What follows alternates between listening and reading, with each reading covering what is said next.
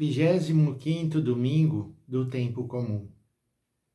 A liturgia desse domingo nos fala de como nós devemos lidar com o dinheiro. Mas mais do que isso, diz que o importante é como nós cuidamos das relações com as pessoas, principalmente de como nós nos dedicamos àqueles que mais precisam. A primeira leitura tirada do profeta Amós, capítulo 8, de 4 a 7. O profeta fala em nome de Deus de uma forma muito direta. Ouvi isto, vós que maltratais os humildes, causais a prostração dos pobres da terra. Vós que andais dizendo, quando passará a lua nova para vendermos bem a mercadoria? E o sábado, para darmos pronta saída ao trigo, para diminuir medidas, aumentar pesos, adulterar as balanças, e assim dominar os pobres com dinheiro e os humildes com um par de sandálias, para pôr à venda o refúgio do trigo? Por causa da soberba de Jacó, jurou o Senhor, nunca mais esquecerei o que eles fizeram.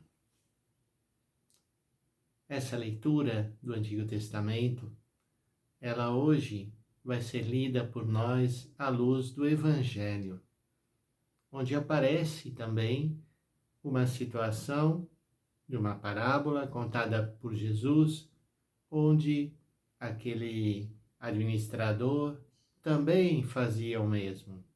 Adulterava, roubava, não fazia uma administração honesta.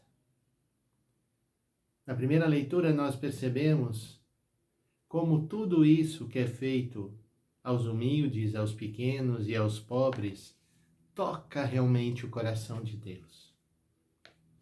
E o Senhor diz através do profeta, eu não me esquecerei disso que vocês estão fazendo, aqueles que são os mais amados, os pequeninos. E por isso é um convite para nós hoje fazermos também o nosso exame de consciência. Que lugar ocupa na nossa vida as pessoas mais necessitadas? Será que nós realmente nos preocupamos? Ou, como aqueles que foram citados, se preocupam somente em quanto eu vou ganhar, como eu vou desfrutar, como eu vou roubar para poder acumular mais e mais? Pois bem, tendo isso como contexto para a nossa oração, vamos ao Evangelho. É Lucas capítulo 16, de 1 a 13. Naquele tempo, Jesus dizia aos discípulos, um homem rico tinha um administrador que foi acusado de esbanjar os seus bens. Portanto, essa é a situação. Esbanjar os bens. O uso que se fazia daqueles bens, que não tinha nada a ver com atender às necessidades dos mais pobres. O homem rico chamou então o seu administrador e lhe disse, que é isso que ouço a teu respeito? Presta conta da tua administração. Já não podes mais administrar os meus bens. O administrador, então, começou a refletir. O Senhor vai me tirar a administração. O que vou fazer? Para cavar não tenho forças. De mendigar tenho vergonha. Ah, já sei o que fazer. Para que alguém me receba em sua casa quando eu for afastado da administração. Então ele chamou cada um dos que estavam devendo ao seu patrão e perguntou ao primeiro, quanto deves ao meu patrão? Ele respondeu, 100 barris de óleo. O administrador disse, pega a tua conta, aceita-te depressa e escreve 50. Depois perguntou ao outro: E tu quanto deves? Ele respondeu: 100 medidas de trigo. O administrador disse: Pega a tua conta e escreve 80. E o Senhor elogiou o administrador desonesto, porque ele agiu com esperteza. Com efeito, os filhos deste mundo são mais espertos em seus negócios do que os filhos da luz. Eu vos digo, usai o dinheiro injusto para fazer amigos, pois quando acabar, eles vos receberão nas moradas eternas. Quem é fiel nas pequenas coisas, também é fiel nas grandes. Quem é injusto nas pequenas, também é injusto nas grandes. Por isso, se vós não sois fiéis no uso do dinheiro injusto, quem vos confiará o verdadeiro bem? Se não sois fiéis no que é dos outros, quem vos dará aquilo que é vosso? Ninguém pode servir a dois senhores. Ou odiará um e amará outro, ou se apegará a um e desprezará o outro. Vós não podeis servir a Deus e ao dinheiro. Esta é uma parábola. Parábola é uma história contada para que as pessoas percebam que ela se aplica a eles mesmos. Nem todos os elementos da parábola são aplicáveis ou são importantes. E uma leitura superficial dessa parábola pode ser, inclusive, escandalosa, porque podemos perguntar, mas como pode Jesus elogiar alguém que está roubando, alguém que está usando dos bens alheios de forma indevida, a proveito próprio? Pois bem, se vocês olharem bem, não é isso que Jesus está dizendo. Jesus não louvou aquele administrador pelo fato de ser desonesto.